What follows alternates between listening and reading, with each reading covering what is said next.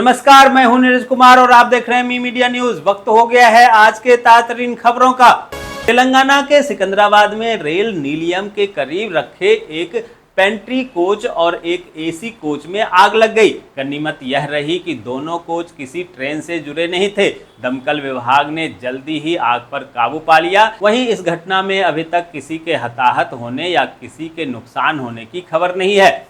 UP में किस व्यक्ति को किस सरकारी योजना का लाभ मिला है, इसका पूरा हिसाब अब पासबुक में मिल जाएगा। जहां योगी सरकार प्रदेश के हर परिवार की फैमिली आईडी बना रही है। इस आईडी के जरिए हर योजना से मिले लाभ की जानकारी मिल जाएगी। इसे दर्ज करने के लिए फैमिली पासबुक भी तैयार किया जाएगा। पटना हाईकोर्ट ने गुरुवार को राज्य सरकार को बड़ा झटका देते हुए आरक्षण कानून में किए गए हालिया संशोधन की संवैधानिक वैधता को चुनौती देने वाली रिट याचिका को स्वीकार कर ली है। जहां मुख्य न्यायाधीश के विनोद चंद्रन एवं न्यायाधीश हरीश कुमार की खंडपीठ ने विगत 11 मार्च को इस मामले पर अपना फैसला सुरक्षित रख लिया था, जिसे गुरुवार को सुनाते हुए आरक्षण वृद्धि योजना को बंद करने का आदेश दिया है। आबकारी नीति घोटाला मामले से जुड़े मनी लॉन्ड्रिंग मामले में अरविंद केजरीवाल की नियमित जमानत याचिका पर विस्तृत सुनवाई के बाद रॉज एवेन्यू कोर्ट ने अपना निर्णय सुरक्षित रख लिया है। जहां सीएम केजरीवाल की ओर से मेडिकल जांच के दौरान पत्नी की मौजूदगी को लेकर आवेदन दायर किया गया है, इस पर भी सुनवाई हो रही है। पंजाब में ड्रग्स के खिलाफ चलाए जा रहे अभियान के तहत भगवंत मान सरकार ने बड़ा एक्शन लिया है। जहां पुलिस बल के एक वर्ग के बीच 60 गांठ को खत्म करने की रणनीति के तहत पंजाब भर में करीब 10,000 पुलिसकर्मियों के तबादले किए गए। यह तबादला प्रक्रिया एक सप्ताह में पूरी होने की उम्मीद है। हरियाणा के ईवीएम में गड़बड़ी की शिकायत को लेकर भारतीय चुनाव आयोग ने गंभीरता से लेते हुए बड़ा फैसला लिया है। दरअसल कांग्रेसी उम्मीदवारों की ओर से चुनाव के दौरान गड़बड़ी की आशंका की शिकायत के बाद ईसीआई ने हरियाणा की करनाल और फरीदाबाद लोकसभा सीट की ईवीएम चेक कराने का फैसला लिया है। उत्तराखंड में जमीन खरीदने के लिए अब आपराधिक इतिहास के साथ ही खरीदने का मकसद भी बताना होगा।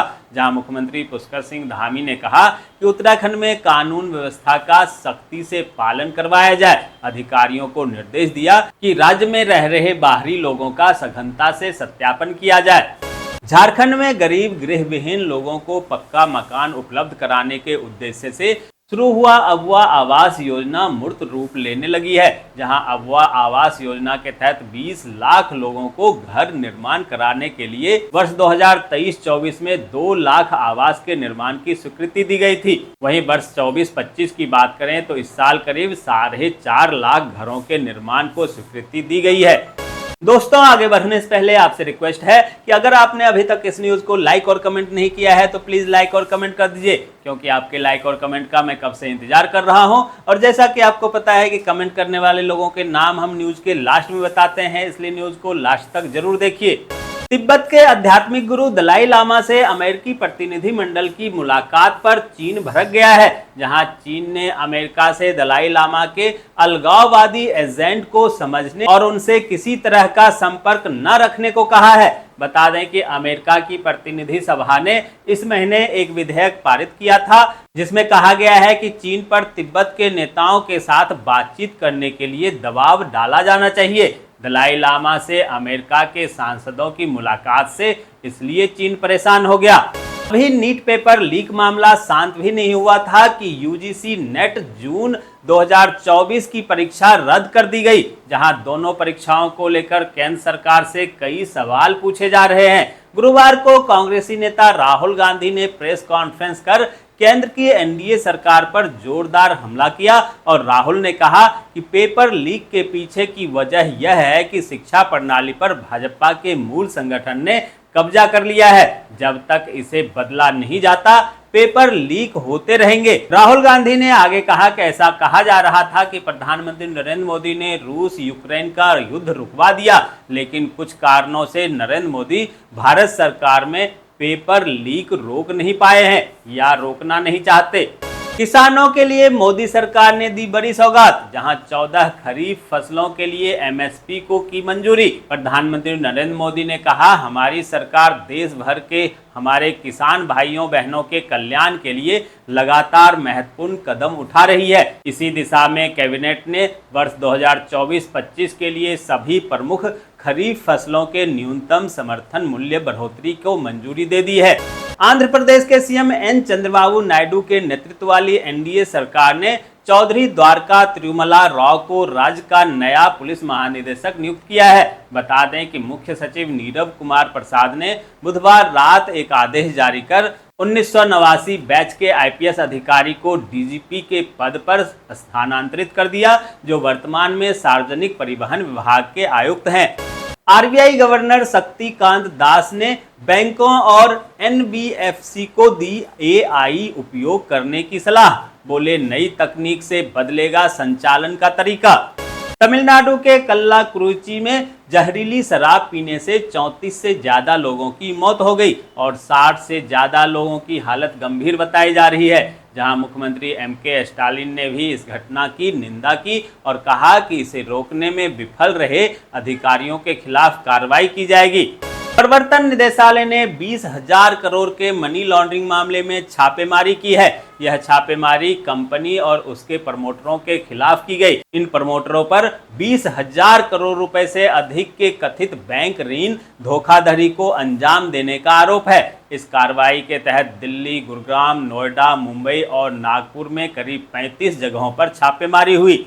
प्रवर्तन निदेशालय ने पश्चिम बंगाल में 3 ठिकानों पर एक साथ छापेमारी की और तलाशी अभियान चलाया, जहां सीआरपीएफ के जवानों के साथ ईडी के अधिकारी सबसे पहले हावड़ा जिले के सालकिया में मोहम्मद हुसैन के घर पहुंचे। इसके तुरंत बाद सीएपीएफ कर्मियों के साथ ईडी की एक दूसरी टीम उसी जिले के लिलुआ में मनोज दुबे के आवास पर पहुंच गई। महाराष्ट्र में विधानसभा चुनाव से पहले महायुति गठबंधन में सीट बंटवारे को लेकर खलबली मची हुई है, जहां शिवसेना शिंदे गुट के नेता ने कहा है कि हमें चुनाव लड़ने के लिए 100 सीटें मिलनी चाहिए। हम यह सुनिश्चित करेंगे कि हम इसमें कम से कम 90 सीटें जीतें। वहीं शिंदे गुट के बयान पर भाजपा ने प्रतिक्रिया देते हुए कहा है कि ये आपस का मामला है। बॉलीवुड अभिनेता आमिर खान के बेटे जुनैद खान की पहली फिल्म महाराज को लेकर विवाद थमने का नाम नहीं ले रहा है, जहां गुजरात हाईकोर्ट में इस मामले पर भी सुनवाई हुई। सुनवाई के दौरान कोर्ट ने कहा, महाराज फिल्म देखकर ही तय किया जाएगा कि फिल्म पर पूरी तरह से रोक लगनी चाहिए या रिलीज होनी चाहिए। राजस्थान की भजनलाल सरकार धर्मांतरण के विरोध में नया कानून लाने जा रही है।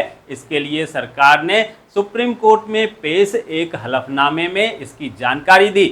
छत्तीसगढ़ के सीएम विष्णुदेव साय की अध्यक्षता में कैबिनेट ने कई महत्वपूर्ण निर्णय लिए हैं, जहां 5 प्राधिकरणों की कमान सीधे मुख्यमंत्री संभालेंगे। इसके साथ ही सरकार ने अब लाइसेंस धारकों की जगह अंग्रेजी शराब सीधे शराब कंपनियों से खरीदने का निर्णय लिया है। साल 2012 में भाजपा सरकार ने छत्तीसगढ़ राज्य ग्रामीण एवं अन्य पिछड़ा वर्ग क्षेत्र विकास प्राधिकरण का गठन किया था, जिसे फिर से लागू कर दिया गया है। मध्य प्रदेश के पूर्व सीएम शिवराज सिंह चौहान के केंद्रीय कृषि मंत्री बनने के बाद से पूर्व कांग्रेस प्रदेश अध्यक्ष कमलनाथ उन पर हमलावर हो गए हैं। वहीं उन्होंने एक बार फिर से एमएसपी का जिक्र करते हुए शिवराज सिंह चौहान और बीजेपी पर हमला बोला। कमलनाथ ने अपने एक्स हैंडल पर कहा कि भाजपा सरकार का किसानों से छल जारी है। केंद्र सरकार ने धान के लिए जो नया एमएसपी जारी किया है वह 2300 रुपये प्रति क्विंटल है, जबकि मध्य प्रदेश विधानसभा चुनाव में भाजपा ने किसानों को 3100 रुपये प्रति क्विंटल एमएसपी देने का वादा किया था।